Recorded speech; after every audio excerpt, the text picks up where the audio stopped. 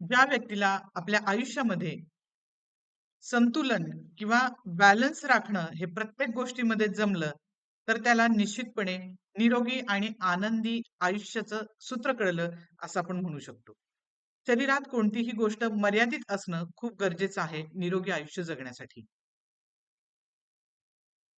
एखादी गोष्ट खूप कमी किंवा खूप अधिक असून चालत नाही. ती प्रमाणातच असावी लागते आणि हेच सूत्र आपल्या शरीरातील उष्णतेच्या बाबतीतही लागू होतं. ऊर्जा किंवा उष्णता ही जीवन जगण्यासाठी हवीच. रादर उष्णता हे आपलं जिवंतपणाचं लक्षण आहे. परंतु हीच उष्णता ज्यावेळेला प्रमाणापेक्षा अधिक होते, खूप प्रमाणात वाढली जाते, त्यावेळेला ती आपल्या शरीरामध्ये अनेक व्याधी निर्माण करते. आजच्या व्हिडिओचा विषय आहे उष्णता एक, विकार अनेक. नमस्कार, मी डॉक्टर अमृता देशमुख. माझ्या स्वास्थ्य या YouTube चॅनलमध्ये आपणा सर्वांचं मनापासून स्वागत करीत आहे. आजच्या व्हिडिओमध्ये आपण पाहणार आहोत, आपल्या शरीरामध्ये ज्यावेळेला उष्णता प्रमाणापेक्षा जास्ती वाढते, त्यावेळेला ती शरीरात कुठल्या-कुठल्या भागामध्ये वाढल्यानंतर त्या-त्या अवयवाचे आजार आपल्याला कशा पद्धतीने लागतात. तर आपण सुरुवातीला बघूयात, की उष्णता वाढण्याचं आपल्या शरीरातलं मूळ स्थान कोणतं? सर्वप्रथम कुठच्या भागामध्ये आपल्या शरीरातील उष्णता वाढते? तर लिव्हर हा आपला अतिशय महत्त्वाचा अवयव आहे. लिव्हरद्वारे आपल्या शरीराचं शुद्धीकरण केलं जातं.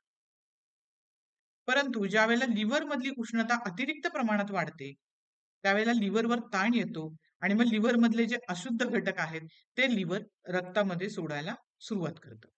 आणि मग अशा वेळेस आपलं रक्त जे आहे ते ॲसिडिक होतं, शुद्ध होतं. त्याला आयुर्वेदामध्ये रक्तदुष्टी असं म्हटलेलं आहे. आणि मग हे ॲसिडिक झालेलं ब्लड निश्चितपणे आपल्या शरीराची उष्णता वाढवतं. ज्यावेळेला ही उष्णता लिव्हरमध्ये अधिक प्रमाणात वाढते, त्यावेळेला अशा व्यक्तीला पित्ताचे त्रास होतात, पित्ताचे विकार होतात. आपल्या शरीरामध्ये पित्ताचा असमतोल ही खूप व्यापक संकल्पना आहे. बऱ्याच वेळा आपल्याला असं वाटतं, की पित्त म्हणजे फक्त ॲसिडिटी. तर ते तसं नसून पित्तामुळे एखाद्या व्यक्तीमध्ये केस गळणे, केस पांढरे होणे, छातीमध्ये आगाग जळजळ होणे, मूळव्याध होणे, बेंड येणे, त्वचेवर रॅशेस येणे, त्याचबरोबर तळपाय तळहातांची आगाग जळजळ होणे, डोळ्यांची आगाग जळजळ होणे, शरीरामध्ये सर्वत्र दाह होणे, ही लक्षणं दिसून येतात.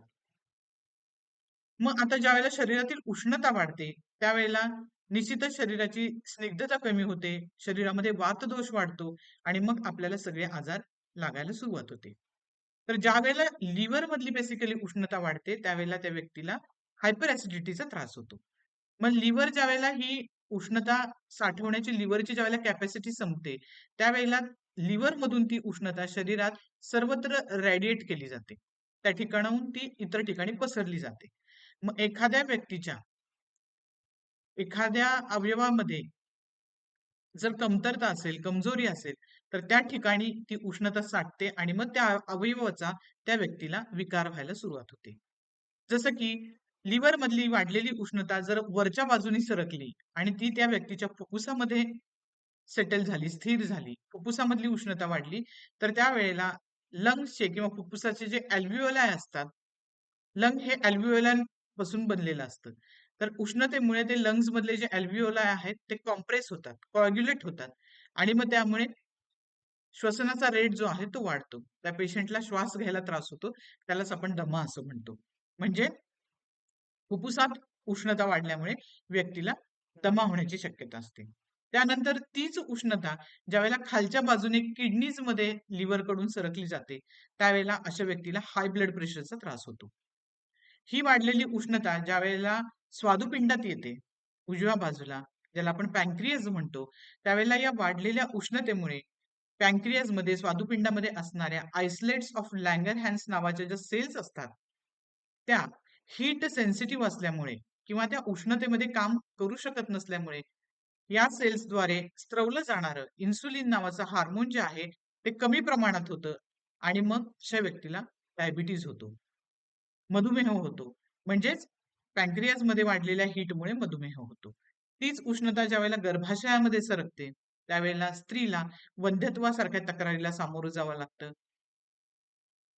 मासिक धर्मामध्ये अंगावरून अति प्रमाणात रक्तस्राव होणं हे सुद्धा वाढलेल्या गर्भाशयातील उष्णतेचंच एक महत्वाचं लक्षण आहे, ज्याला आपण मेनोरेजिया असं म्हणतो. त्यानंतर ही उष्णता ज्या वेळेला मूत्राशयात येते किंवा युरेथ्रामध्ये येते, त्यावेळेला त्या ठिकाणी उन्हाळे लागणं, रिपीटेड युरिन इन्फेक्शन्स होणं, लघवीची आगाग जळजळ होणं, हे लक्षण आपल्याला दिसायला लागतं. ही उष्णता ज्यावेळेला गुदद्वारामध्ये येते, तेव्हा मूळव्याधीसारखे आजार होतात. आणि ही वाढलेली उष्णता ज्यावेळेला हार्टमध्ये जाते डाव्या बाजूला, त्यावेळेला त्या व्यक्तीला मॅसिव्ह हार्ट अटॅक्स येण्याची शक्यता असते. आपण आजकाल पाहतोय की तरुण पिढीमध्ये, युवा पिढीमध्ये जे खेळाडू आहेत, जे जिममध्ये ज्यांचं फिजिकल एक्झर्शन होतंय, अशा मुलांना मॅसिव्ह हार्ट अटॅक्स येण्याची वारंवारता आपल्याला आजकाल दिसून येते. त्याचं महत्वाचं कारण म्हणजे आपल्या हार्टमध्ये वाढलेली उष्णता. आणि त्यामुळे मॅसिव्ह हार्ट अटॅक्स येतात आणि ते बऱ्यापैकी फेटल असतात.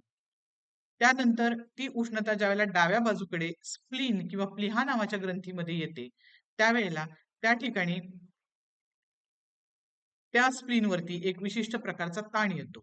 तो कशामुळे येतो? तर आजकाल जी आधुनिक जीवनशैली आहे, त्याच्यामध्ये जी शारीरिक आणि मानसिक धावपळ केली जाते, सतत एक प्रकारची गडबड व्यक्तीच्या मागे आहे आणि या गडबडीमुळे, या मानसिक शारीरिक धावपळीमुळे, ताणतणावामुळे सतत त्या स्प्लीनवरती एक प्रकारचा ताण येतो. ती स्प्लीन कॉम्प्रेस होते.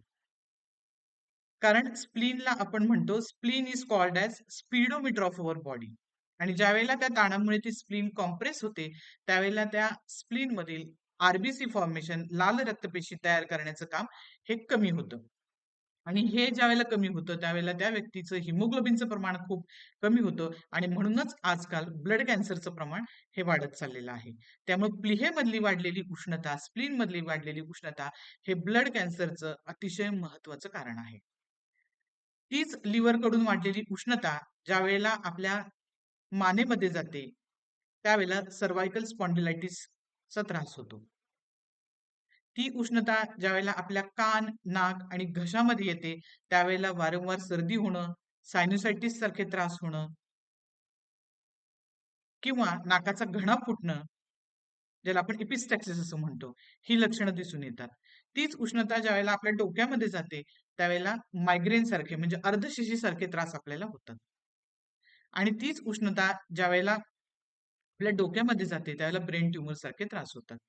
आणि सगळ्यात महत्वाचं, जेव्हा लिव्हर मधली वाढलेली उष्णता आपल्या लहान आणि मोठ्या आतड्यांमध्ये येते, त्यावेळेला बद्धकोष्ठतेचा त्रास होतो, कॉन्स्टिपेशनचा त्रास होतो, जो सर्रास आजकाल बऱ्याच व्यक्तींमध्ये पाहायला मिळतो.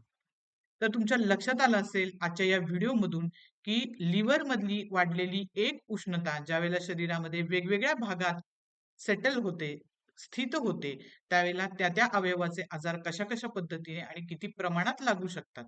एकही अवयव राहत नाही आजार किंवा व्याधी लागण्यासाठी ज्यावेळेला शरीरातील उष्णता वाढते. त्यामुळे मला अपेक्षा आहे आजचा व्हिडिओ तुम्हाला समजला असेल, की एक उष्णता वाढल्यावर शरीरामध्ये अनेक विकार कसे निर्माण होतात. तर ही उष्णता वाढण्याची कारणं काय आहेत? त्याच्या ते त्याची लक्षणं काय आहेत? त्याच्यावरती नैसर्गिक घरगुती उपाय काय आहेत? आणि त्याच्यावरचे होमिओपॅथिक उपचार काय आहेत? हे आपण येणाऱ्या व्हिडिओजमध्ये पाहणार आहोत. कारण आता उन्हाळा सुरू होतोय, ग्रीष्म ऋतू आलेला आहे. तर हा व्हिडिओ अतिशय महत्त्वाचा आहे. यापुढे येणारे व्हिडिओ आपण पाहत राहा. आजचा व्हिडिओ जर तुम्हाला आवडला असेल, तर माझ्या व्हिडिओला नक्की लाईक करा. इतर जणांसोबत शेअर करा. माझ्या चॅनलला जर तुम्ही नवीन असाल, तर नक्की सबस्क्राईब करा. आणि हा व्हिडिओ कसा वाटला, तो तुम्ही मला कमेंट बॉक्समध्ये कमेंट करून निश्चितपणे सांगा. या संदर्भात तुम्हाला काही तक्रारी असतील, तर माझी अपॉइंटमेंट बुक करण्यासाठी माझा WhatsApp नंबर दिलेला आहे. त्यावर तुम्ही संपर्क करू शकता. आणि या संदर्भात तुम्हाला काही प्रश्न असतील, तर तुम्ही कमेंट करून विचारू शकता. त्याची उत्तरं देण्याचा प्रयत्न मी निश्चितपणे करेन. भेटूया पुढच्या व्हिडिओमध्ये. तोपर्यंत धन्यवाद.